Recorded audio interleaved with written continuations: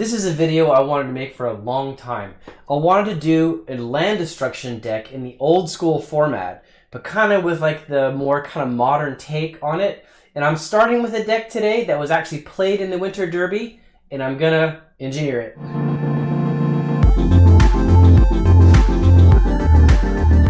Okay, welcome back everybody.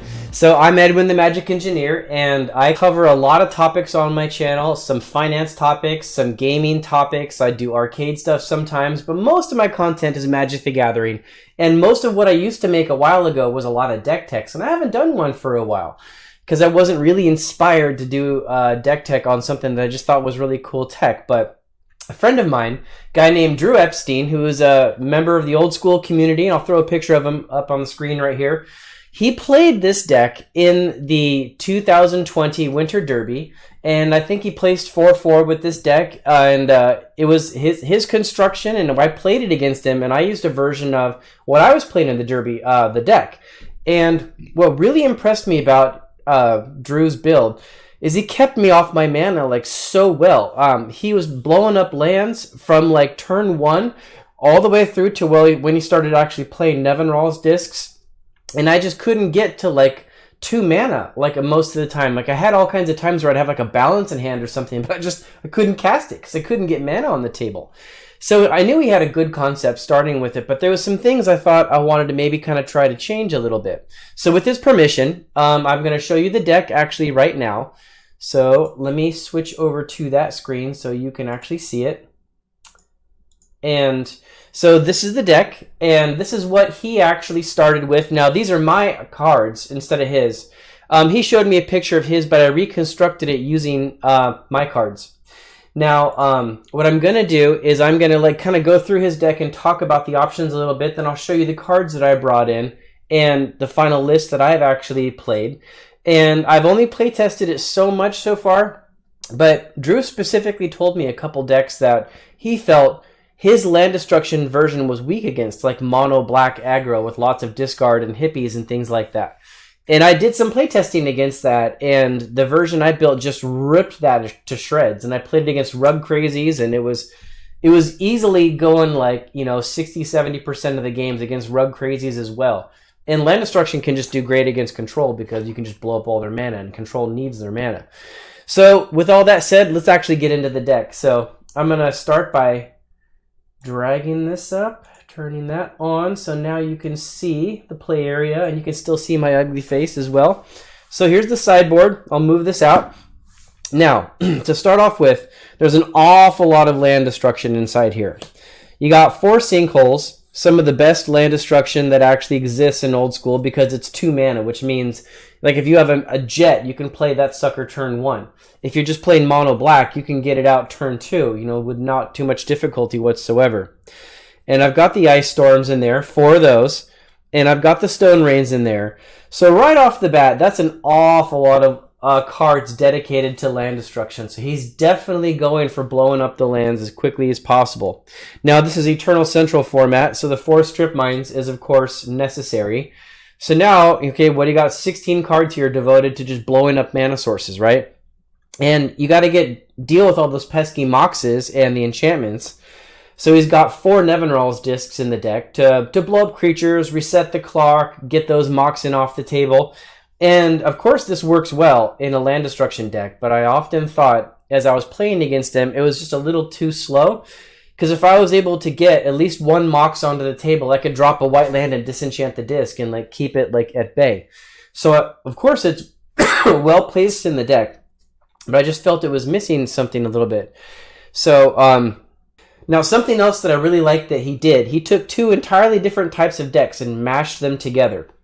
And so what you've got here is 4 Sedge Trolls. Now the Sedge Trolls go along with the discs to basically create like a Disco Troll type deck, right? Now you've already got your land destruction, and now with Disco Troll going, you've got a win condition that can get out there pretty early. It can actually block, and it can survive the discs that are going off. So I liked the synergy between these quite a bit.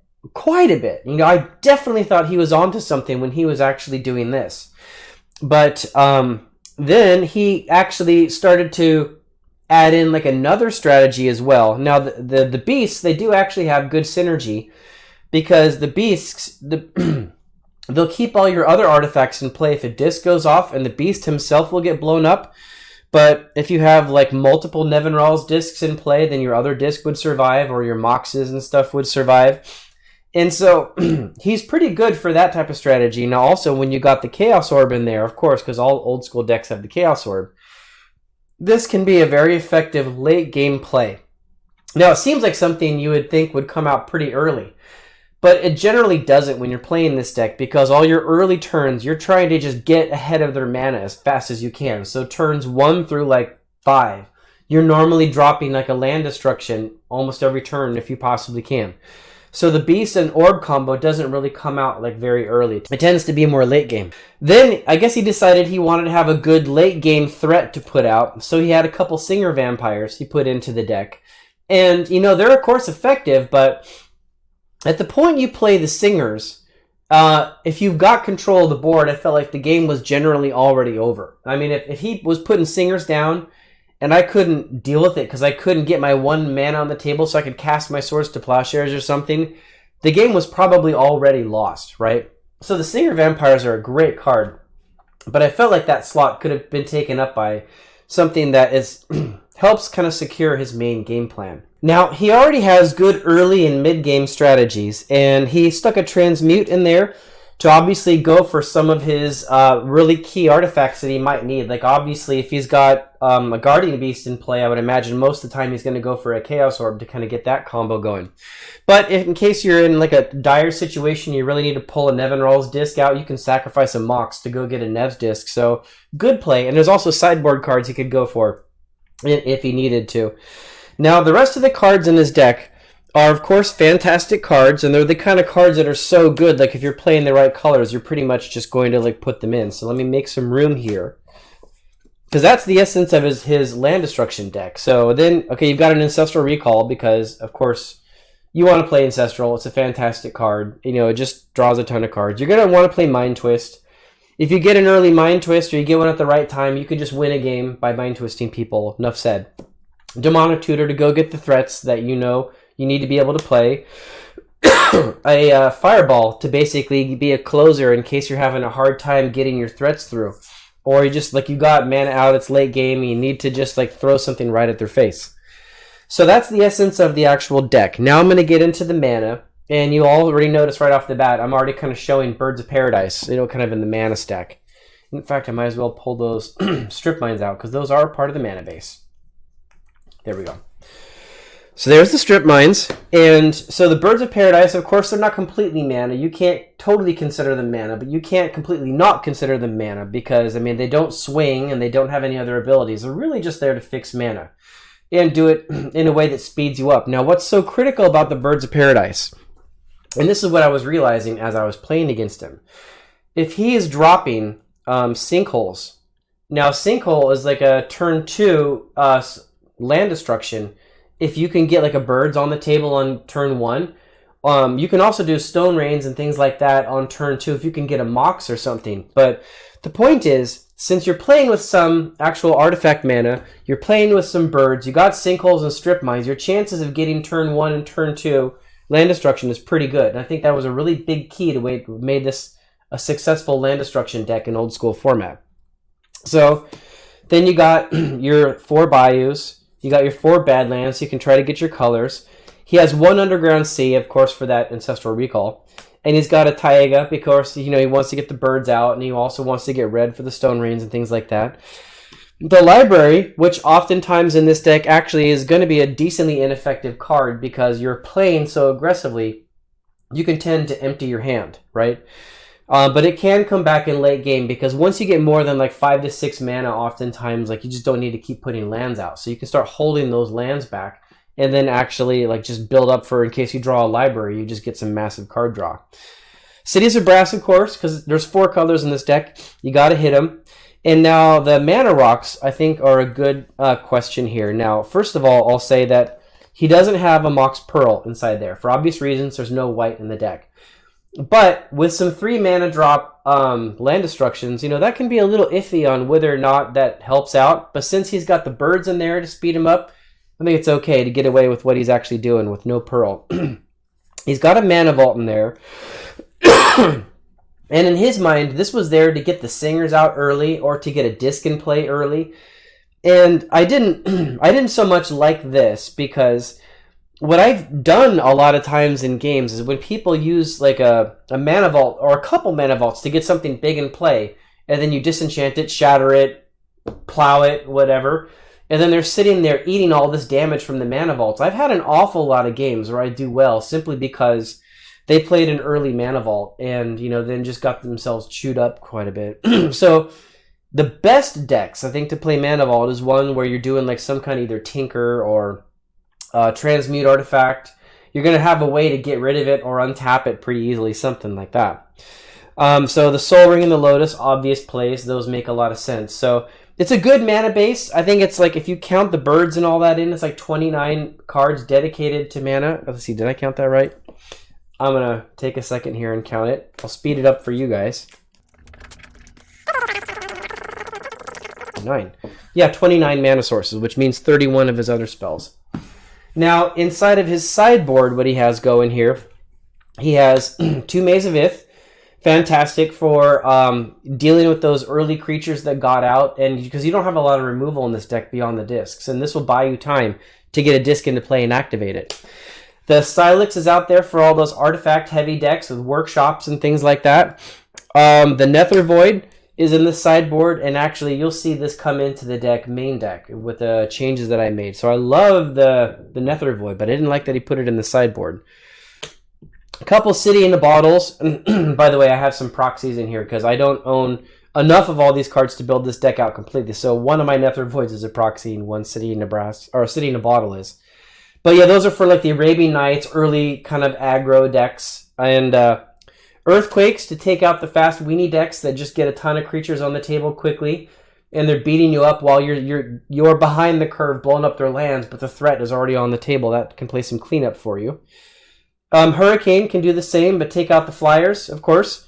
And then I really like these, the Flash Fires and the Tsunamis for taking out plains and islands. You can actually, if you're going up against a deck that's heavy in blue or white, you can board out some of your actual land destruction if you've got like a Tsunami or a Flash Fires, because you can play a little bit of catch-up, right? And with some other mass removal. So that's the sideboard. That's the deck as he actually has it. Now, what I'm actually going to do is I'm going to show you, this is his deck, what I just walked you through. And let's go over to, let's see, I got to click on it. Click on it.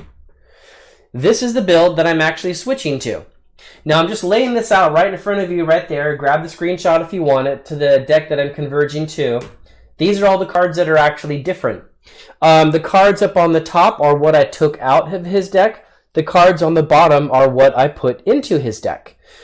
And so now with that, let's actually just go through why I made those calls that I actually made.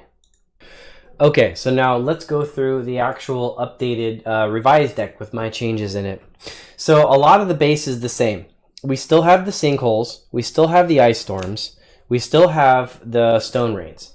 And those are all super important. Gotta have a lot of those for a good, fast, early land destruction deck that can just kind of keep the speed on. You still got the 4 Strip Mines, those are critical, absolutely. And now, you've still got that combo of the Nevinnyrals Disks and the Sedge Trolls that I like so much. Great synergy. Definitely liked it. But notice, there's only 3 Nevinnyrals Disks and only 2 Sedge Trolls. It's not because that strategy doesn't work. It does. But the problem is, I lean so heavily into getting the land destroyed and trying to do other things that kind of more mass removal things, that I just didn't have enough slots to put in more discs and Sedge Trolls. So if this deck continues to evolve, this would probably be one place I'd start increasing again. Maybe first by dropping another troll, then another disc, and then the 4th troll would probably be the order if I can actually squeeze them in. So I kept that strategy in there. But notice then the next thing I did, I put Scavenger Folk in there. Now, Scavenger Folk are a fantastic card. They're really underrated because they can come out early. They can blow up artifact mana, like mana rocks, if you really need to. But they can also remove key pieces for your opponent's deck. like, you know, some Howling Mines or Black Vices or something like that, or maybe a Chaos Orb because they didn't have time to activate it or something like that. The Scavenger Folk is absolutely fantastic. I've come to believe it is actually a much better card in Old School than it's been given credit for, and it works fantastically in this deck. Because the artifact mana, specifically the mana rocks, were a real problem for this deck. When you're playing against it, if you drew a lot of quick artifact mana, then it was really hard for this deck to kind of get ahead of the curve again. So yeah, the Scavenger Folk are fantastic for that. Now, instead of the Singer Vampires, I've opted for Demonic Hordes. Because the Demonic Hordes, they are a big beat stick. They can definitely swing for a win. They're a little harder to kill than a Singer Vampire. Like, you can't Psionic Blast them, right? And they can block a Jazam, things like that. They can block an Urnam Jin. So they've got some beef to them. But more specifically, they give you the ability to actually blow up lands and keep that pressure on. Because late game, especially against a control deck that just has a ton of mana, you can get that early steam out and you can really pressure them, but they're just going to start drawing cards eventually and get all this mana. And so eventually you get to a point sometimes where you're just not drawing the mana fast enough to keep them locked down. And the Demonic Hordes can keep that main strategy going. It fits the main plan. And then once you've really got them locked out, then just start swinging for the win, right? So he's fantastic. I love him for that reason. Chaos Orb, of course, still totally fits. Now, this is a big change. The 2 Tabernacles. Now, Drew specifically told me he didn't add these because he doesn't own them. That's unfortunate because they are just fantastic. Like, if instead of doing like Earthquakes in the sideboard necessarily, or something to really, like, you know, slow down that early aggression creature deck, I can stay on the main game plan, which is blow up their lands. That's what I really want to do with this deck, turns like 1 through 5. I don't want to veer off of that. Because if I start doing other things and they're allowed to build up their mana base, then I'm already behind the curve and the deck has lost its point. I wanted to have mass removal that's easy to get out there, that's going to actually remove their creatures very well. Now, oftentimes the way you play it is you don't just put the Tabernacle down as soon as you get it. You hold it in your hand and you wait for them to aggressively play their creatures onto the board. And then, because you've been blowing up their lands, right? So they're really stretching themselves to get those creatures out. Then you play the Tabernacle, and either one of two things happens. Either you lock down all their mana, because now they got to keep their creatures out, and so they're effectively not going to cast anything else, and now you can just focus on the creatures with your mana base. Or you've already blown up their mana base enough to where then when you lay the Tabernacle down, it just wipes their whole board, and that happens an awful lot. It's a fantastic card. Absolutely, it's a must. Now, this is another one of the big key differences. I moved the Nether Voids into the main board. And the reason is that this deck, it's fantastic at coming out really strong, really hard. It comes out and blows up lands and mana sources from turn 1 going forward most of the time. But eventually, you can start running out of steam, right? Because you only have so many land destruction slots. And they can find a way to squeak by it one way or another. Now, what the Nether Void effectively does is if I've gotten ahead, I'm ahead of that mana curve, I can slap that Nether Void down on the table, and it's basically like when the Nether Void hits, it's game, right? You could think of this like, think of it like a fireball for a big finish, or think of it like something that just smacks him in the face for 20, because it's very rare that I play a Nether Void and didn't like absolutely win the game after that. It was like the death nail, right? Because you're keeping their mana under control, you're staying with game plan number 1, and then as soon as they're behind that curve and you get that Nether Void in play and they got only 1 or 2 mana on the table, like, that's it, man. That's it. Because now you're going to be sitting there casting your Stone Rains and your Sinkholes and your Scavenger Folk and keeping them like off of all their threats. And you don't even have to worry about counters or anything, right, when you get that down. So it's a death nail, right? And I didn't want to have too many of them because it's a late game card for sure. But you want it to be that thing that's going to just lock that game in. When that comes down, you're done. And so that's the real essence of the deck. Let me push that aside. And now it's just the cards that deserve to be there, kind of like before, because they're so good, they just make the deck better. So you got Regrowth. He didn't include that in his list, and I think that was a definite miss, because being able to Demonic Tutor again, Ancestral again, get back that Chaos Orb, get back that one needed Strip Mine to keep him off the board, very important stuff. Or if they strip your Tabernacle, get it back and play it again, and all that messes people up. So fantastic. Demonic Tutor, don't need to explain. Mind Twist, same reason as before, just wins games. Ancestral just wins games. And so those are the amazing, broken, restricted type cards that just make your deck amazing. So this is, mana base is pretty similar. Same as before, you want four birds in there because the birds enable you to actually get like a turn 2 land destruction pretty well guaranteed most of the time because you got your moxes and other stuff too to speed you up and they fix your colors. You got the 4 bayous. You got the 4 badlands, 3 taigas this time, a little bit different there.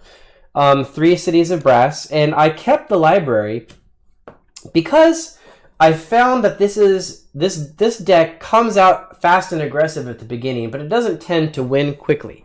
It tends to lock the board down, get them off all their mana, and then go for a win. And I had an awful lot of games where I drew the library, and I was in control enough to where I was able to build up cards in my hand and actually start getting some card draw out of it, and it actually ended up being useful. So even drawn late game with a thin hand, I was able to actually abuse the library, so it earned its spot still. Same 4 moxes are in there, no pearl. And Lotus and Soul Ring, notice that I took out the Mana Vault. And the Mana Vault's out because I swapped it with a Taiga, because I figured it'd be better to just kind of get the colors you need to get those birds on the table more consistently. And there wasn't enough ways to get rid of it or untap your own Mana Vault in that early game kind of aggression. So that's the list. And it's mostly like, it's the same kind of concepts that he put in, except for like, you know, you don't have the Chaos Orb Guardian Beast thing going. But for the most part, it's the same kind of combos and stuff. I just leaned a little deeper into the land destruction and gave it more of a sure finish at the end. Ways to kind of just ensure it keeps going with like the Tabernacle and the Nether Voids and stuff like that. So now for my sideboard, blue can be a problem, and Red Elemental Blast just shuts them down. It also will take out other things you need to remove, like early Serendibs and stuff like that, so they earn their spot for sure. The deck, without Nevinnyrals Disk and Chaos Orb, didn't have any good removal for enchantments, and there's starting to be some large enchantment decks out there. So 3 Tranquilities is something I'm starting to do like pretty often in this meta, because it just ends up just making people scoop. The Earthquakes are still in there. This is possibly my weakest sideboard card because the Tabernacles did such a good job on cleaning up on those. I'm not sure about those. We'll have to see if they keep their spot. I still like City in a Bottle. If I see a lot of Jhin, Arabian Night type decks, I might take Earthquakes out and go with more City in the Bottles. Sorry, the cold is killing me.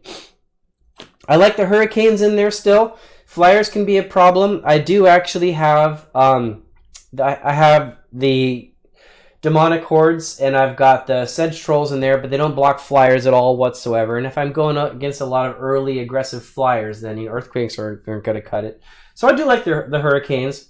They're a bit of a question, though, whether or not they still continue to earn their spot.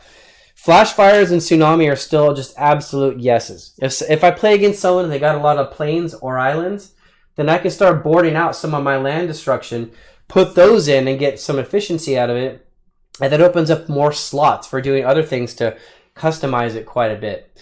So that's it. That's the deck. If you guys like the changes, I'd love to hear about it. I want to hear your comments below. So yeah, this has been a fun deck tech. I liked playing land destruction way back in the day, and I haven't done one for years, and I've kind of had it bouncing around. And so Drew just kind of put together the big pieces of what I really liked of a land destruction deck, kind of gave it a theme with that Troll Disco.